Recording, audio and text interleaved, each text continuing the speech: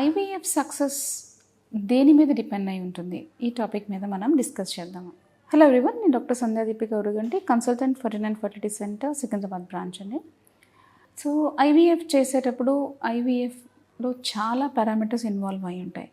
First మనం biological parameters, తర్వాత మన ట్రీట్మెంట్ ప్రోటోకాల్స్, మూడోది ల్యాబ్ పారామీటర్స్. ఈ మూడిటి మీద ఐవీఎఫ్ సక్సెస్ అనేది ఆధారపడి ఉంటుంది. So coming to biological parameters, first thing is age. Age తక్కువ ఉన్న వాళ్ళల్లో ఐవీఎఫ్ సక్సెస్ రేట్ ఎక్కువగా ఉంటుంది. Advanced age patients whether male or female, IVF success rate అనేది తక్కువగా ఉంటుంది. నార్మల్గా 35 బిలో వాళ్ళల్లో IVF success rate will be around 60 to 70%.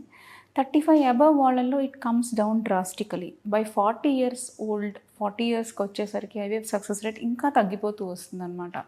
Almost 30% దాకా ఉంటుంది అరౌండ్ 40 ఇయర్స్ ఆఫ్ ఏజ్లో. So age is a primary important biological parameter which decides IVF success. Second thing, మనం IVF సక్సెస్లో మెయిన్గా egg quality, sperm quality, embryo quality, ఈ మూడు involve అయి ఉంటాయి. Egg quality again depends upon age, any other associated problems like endometriosis, PCOS, and ఇంకేదైనా generalised disorders, auto immune disorders కూడా egg క్వాలిటీని effect చేస్తాయి. ఎప్పుడైతే ఎగ్ క్వాలిటీలో ప్రాబ్లమ్స్ ఉంటాయో ఐవీఎఫ్ సక్సెస్ రేట్ తగ్గుతుంది. And coming to sperm quality కూడా ప్రైమరీగా ఏజ్ ఎఫెక్ట్ చేస్తుంది, అండ్ ఒబీసిటీ ఎఫెక్ట్ చేస్తుంది, ఆల్కహాల్, స్మోకింగ్, ఇవన్నీ స్పర్మ్ క్వాలిటీని ఎఫెక్ట్ చేస్తాయి.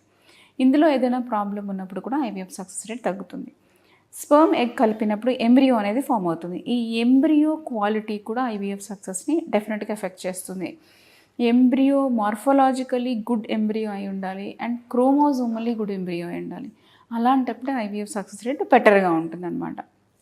సో గుడ్ ఎంబ్రియో కనిపించడానికి గుడ్గా ఉన్నా కూడా క్రోమోజోమల్లీ అబ్నార్మాలిటీ ఉండే ఛాన్స్ అయితే ఉంటుంది. సో అలా అబ్నార్మల్ ఎంబ్రియోస్కి ఐవీఎఫ్ సక్సెస్ రేట్ అనేది తక్కువగా ఉంటుంది. సో ఇది ఎంబ్రియో సంబంధించిన parameters. And coming to treatment protocols, మనం ఏ రకమైన ట్రీట్మెంట్ ఇచ్చాము, ఏ రకమైన డ్రగ్స్ వాడాము, ఎలాంటి ప్రోటోకాల్ వాడాము, దీన్ని బట్టి కూడా ఐవీఎఫ్ సక్సెస్ అనేది డిపెండ్ అవుతుంది. And last but not the least is lab parameters. మన ఐవీఎఫ్ ల్యాబ్ కండిషన్స్ కూడా మన ఐవీఎఫ్ సక్సెస్ రేట్స్ని ఎఫెక్ట్ చేస్తాయి. ఐవీఎఫ్ ల్యాబ్లో ఎలాంటి సొల్యూషన్స్ వాడుతున్నారు, ల్యాబ్ కండిషన్స్ ఎలా మెయింటైన్ చేస్తున్నారు, టెంపరేచర్, హ్యూమిడిటీ, ఇంక్యుబేటర్స్ ఎలా మెయింటైన్ అవుతున్నాయి, అండ్ అక్కడ విఓసీస్ నంబర్ ఎలా ఉంది, ఇవన్నీ కూడా మన ఐవీఎఫ్ సక్సెస్ని ఎఫెక్ట్ చేస్తాయి అన్నమాట.